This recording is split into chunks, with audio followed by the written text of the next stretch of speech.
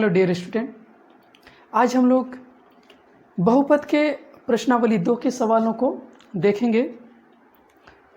प्रश्नावली 2 के सवाल भी एग्ज़ाम की दृष्टि से काफ़ी महत्वपूर्ण हैं। इस तरह के सवाल आप लोग के मेन एग्ज़ाम में आते हैं।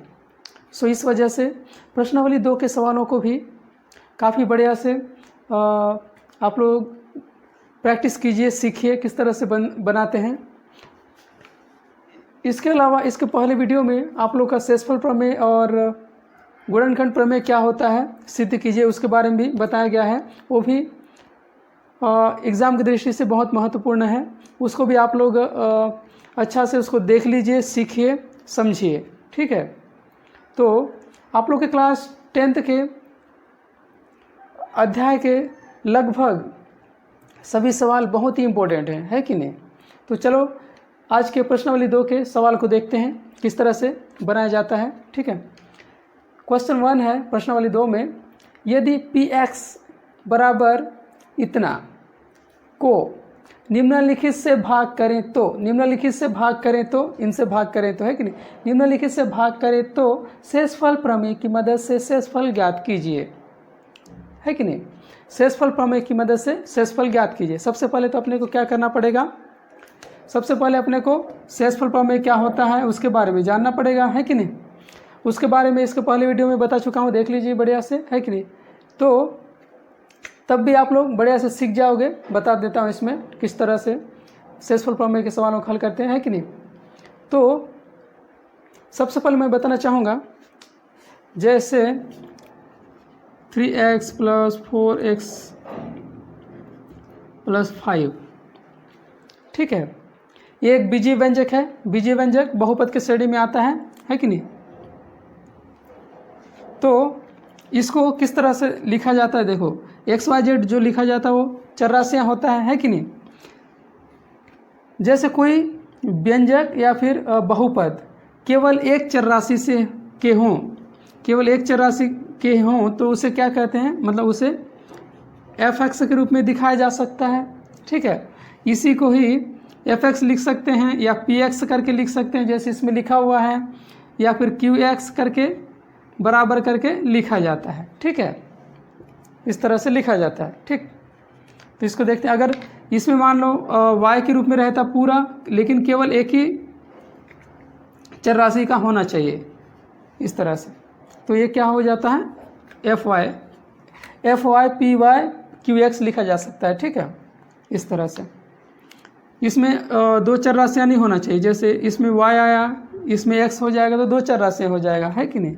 तो एक ही चरराशि का होता है ना, तो उसमें y के है तो y ही दिखाया जाता है। ठीक है, इसी तरह से यदि px बराबर इतना को निम्नलिखित से भाग करें, निम्नलिखित से भाग करें तो शेषफल प्रमेय की मदद से शेषफल ज्ञात कीजिए। शेषफल प्रमेय क्या कहता था, जैसे किसी fx को x - a से भाग देते थे तो हमें fa प्राप्त होता था, है कि नहीं। fa प्राप्त होता था, मीन्स कैसे करते थे, fx को क्या करते थे, fx मतलब इस तरह से एक चरराशि वाला जो रहता था उसमें क्या करते थे, तो हम लोग जैसे इससे भाग देते थे x - a से तो fa प्राप्त होता था। मीन्स जैसे इसमें इसके द्वारा ना हम लोग x बराबर, जैसे x - a दिया है, x के बाद जो है -a दिया है, मतलब नेगेटिव रूप में है, ऋणात्मक रूप में है, तो क्या होता है x बराबर a हो जाता है कि नहीं। अगर इसमें मान लो x + a रहता तो क्या हो जाता, इसमें x बराबर -a हो जाता है कि नहीं। तो x - a से भाग देते तो x बराबर a होता है, और इसका मान x बराबर a, मतलब x का मान a हो रहा है।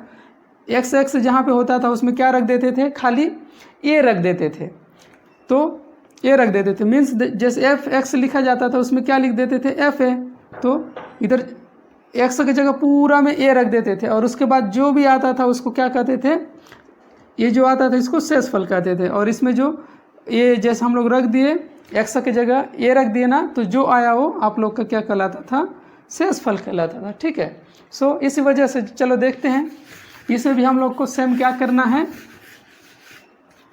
तो इसमें भी हम लोग x का मान इसमें रख देना है। ठीक है, तो चलो देख लो, हम लोग इसको इससे निम्नलिखित से भाग करें तो शेषफल प्रमेय की मदद से शेषफल ज्ञात कीजिए बोल रहा है, शेषफल है कि नहीं।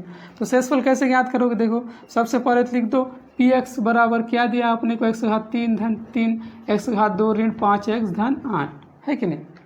अपने को क्या से भाग देना है, x प्लस 1 से भाग देना है, x प्लस 1 से भाग देना है। देखो इधर x का मान क्या होगा, इसका मतलब इधर प्लस रूप में है तो क्या होता है बोला था -1, इस टाइप से, ठीक है। अगर आप लोगों को समझ में नहीं आता तो इस तरह से भी निकाल सकते हो, जैसे x प्लस 1 इजिकल टू 0 करके x बराबर जैसे पक्षांतर करते हो तो क्या हो जाता है, इधर प्लस रूप में होता है तो उधर पक्षांतर कर देते हो तो क्या हो जाता है, माइनस रूप में आता है कि नहीं।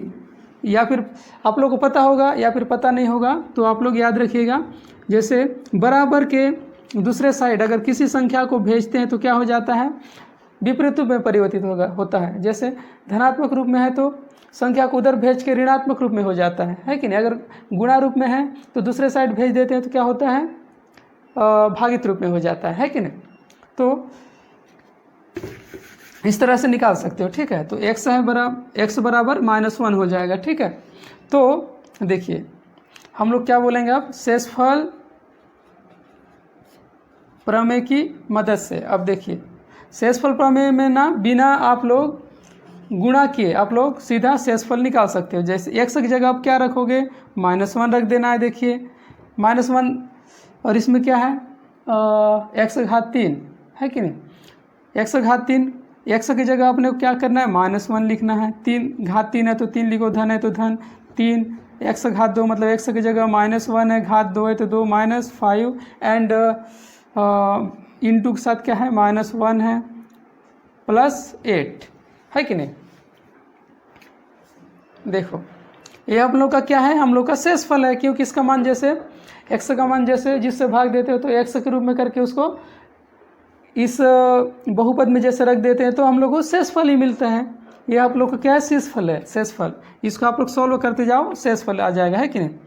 देखो -1 का घात 3 मतलब क्या होता है, -1 को 3 बार गुणा किया गया है। करो -1 गुणित -1 गुणित -1 है कि नहीं। एक एकम एक, ऋण ऋण धन हो जाता है गुणा में, फिर इसका और इसका होगा एक एकम एक, इधर धन इधर ऋण क्या हो जाता है, ऋण 1 हो जाएगा।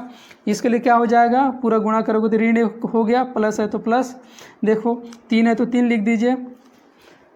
ऋण 1 को 2 बार गुणा किया गया है तो गुणा करोगे तो एक एकम एक, और ऋण ऋण क्या हो जाता है, गुणा में धन हो जाता है।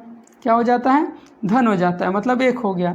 और 1 को इससे गुणा करोगे तो कितना हो जाएगा, 1 या 3 ही होगा। चलो रख देते हैं फिलहाल, माइनस है तो माइनस कर दो, जस्ट मिनट, ठीक है। इधर माइनस रूप में है और इधर भी माइनस रूप में है, दोनों के बीच में गुणा हो रहा है, 5 एकम 5, और गुणा में माइनस माइनस प्लस चिन्ह हो जाता है तो लिख दो 5 हो गया, प्लस चिन्ह लिख दिए, +8 है तो 8 लिख दो, ये हो गया। इधर देखिए -1 है तो -1, 3 एकम 3, दोनों में प्लस प्लस है तो प्लस हो जाएगा 3, और धन 5 धन 8। अब देखिए धन धन वाले हैं तो पूरा को जोड़ दीजिए, इसमें धन है धन है धन है तो ये तीनों आपस में जोड़ दीजिए, जोड़ दो इसको, और 5 3 8, 8 8 16 हो जाएगा, ऋण 1 धन 16, ठीक है। अब देखिए इधर ऋण 1 धन 16 तो आप लोग का कितना हो जाएगा, इधर धन में है इधर ऋण में है तो घटता है, तो घटाइए, 16 में 1 गया तो कितना बचेगा, 15।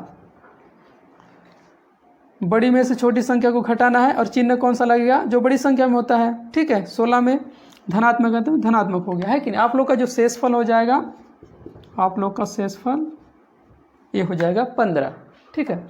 इस सवाल का आप लोग का क्या होगा, शेषफल 15 होगा, ठीक है। बहुत सिंपल है।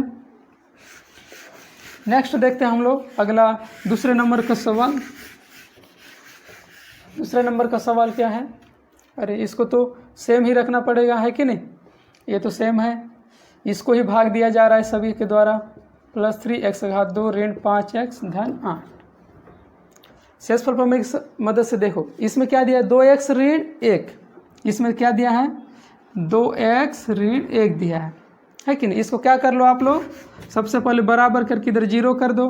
आप लोग को x का मान निकालना है, इसमें x बराबर कर दिए। देखो खाली इधर x को रखना, बाकी उधर ले जाइए, इधर -1 में है, उस साइड ले जाओगे बराबर के, दूसरे साइड ले जाओगे तो क्या होगा, धनात्मक रूप में आ गया। ठीक है, अब देखिए, चलो इसको 2x कर दो, 2x इस साइड लिख दिए और इसको बराबर के दूसरे साइड पक्षांतर कर दिए तो धनात्मक रूप में 1 आया। अब x बराबर कैसे लिखोगे, ये दोनों बीच में गुणा है, उस साइड भेजोगे तो क्या हो जाएगा, भागित रूप में हो जाता है, बट्टा के रूप में लिख दे तो x बराबर 1/2 हुआ। तो इसमें क्या करोगे,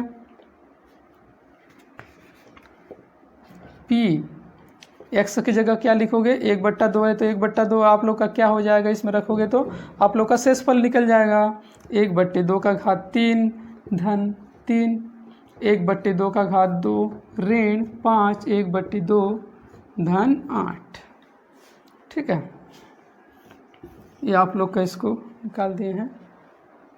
अब देखिए आगे, अब इसको सोल्व करो, 1 का घात 3 मतलब 1/2 को कितना बार गुणा करोगे, 3 बार, 1/2 1/2 गुणित 1/2 कितना होगा, देखो अंश अंश गुणा होता है, हर गुणा होता है कि नहीं, 1 को गुणा करोगे तो 1 ही आ जाएगा ऊपर में, और इसका 2 दूनी 4, 4 आया, 4 दूनी 8, 1/8 हो जाएगा, यहाँ तक कर दो सीधा, 1/8 धन है तो धन, देखो 3 कर दो, इसका 1 एकम 1 हो जाएगा, इसका 2 बार गुणा करोगे 2 दूनी 4, फिर ऋण है तो ऋण चिन्ह कर दो, अंश के साथ गुणा हो जाएगा, इसको कुछ नहीं रहता मतलब हमेशा नीचे 1 रहता है कि नहीं, 5 एकम 5 हो गया, 2 एकम 2, इधर धन है ऋण है तो ऋण चिन्ह हो जाएगा, धन 8 है तो 8 कर दो, है कि नहीं।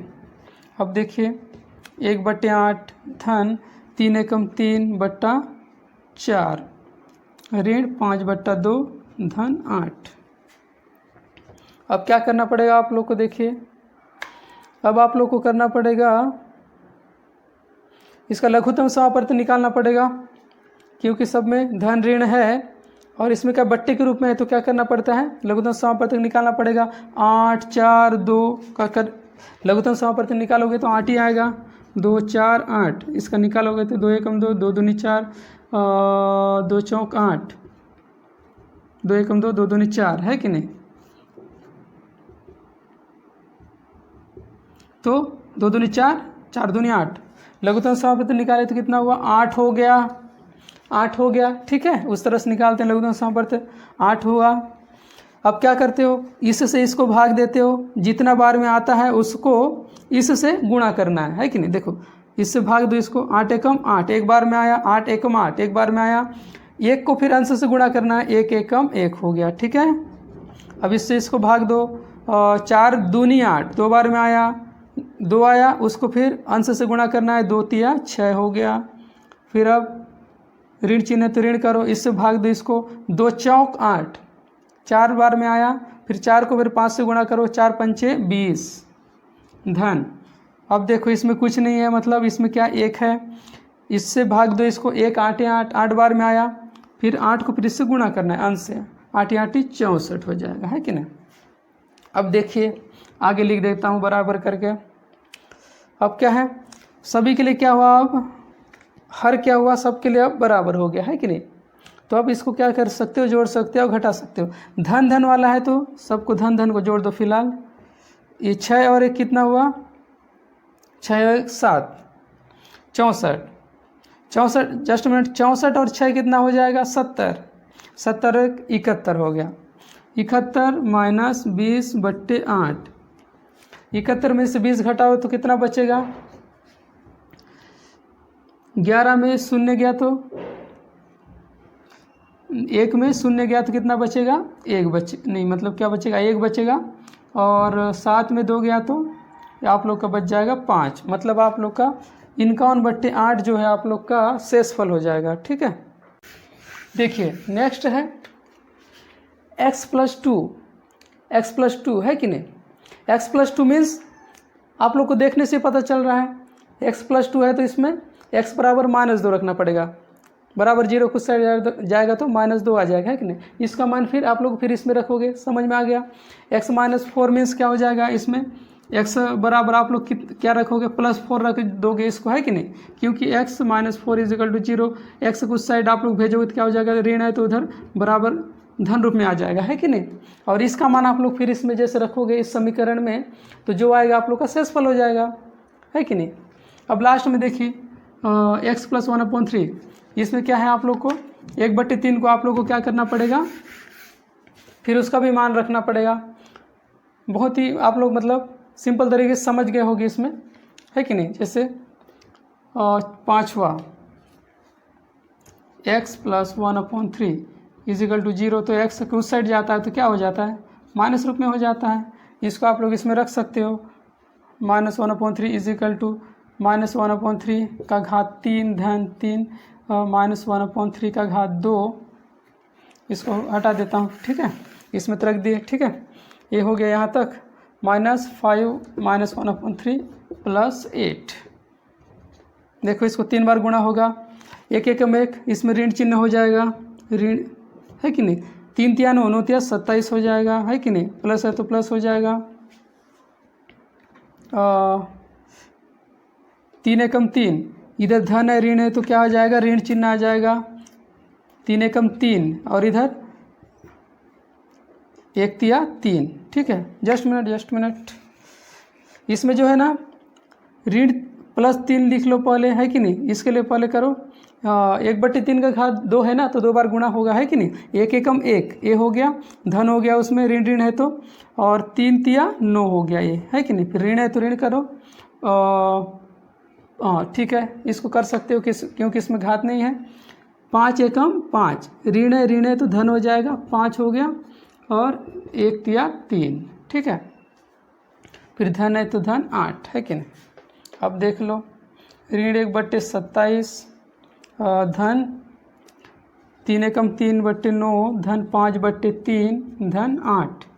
अब इसका आप लोगों को क्या करोगे, आप लोग हरों का लघुत्तम समापवर्त निकालो। 27 9 3 कैसे निकालते हो, इसमें 3 से जाएगा, 3 × 27, 3 × 9, 3 × 3, 3 × 9, 3 × 3, ये हो गया। अब ये आ जाएगा, 3 से ही आएगा, तो 3 × 9 9 × 27। आप लोग इसका जो लघुत्तम समापवर्त क्या आया, 27।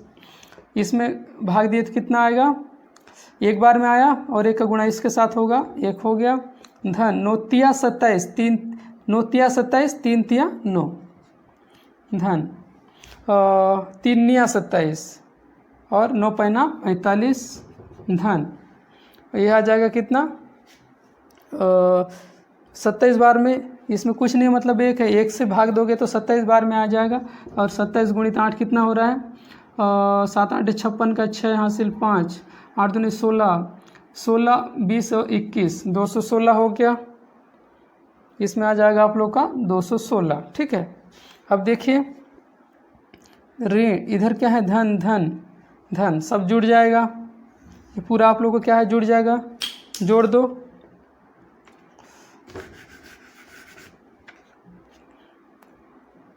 6 और 5 11, 11 और 9 कितना हुआ, 11 और 9 20 का 0 हासिल 2, 2 और 1 3, 3 3 4 7 7, ठीक है, 7। और ये 2 है तो क्या हुआ आप लोग का, 270 में से 1 घटाओगे तो कितना बचेगा, -1 में है तो 1 घटाओगे तो 269/27। तो आप लोग का जो शेषफल कितना हो जाएगा, 269/27, ये आप लोग का शेषफल हो जाएगा, ठीक।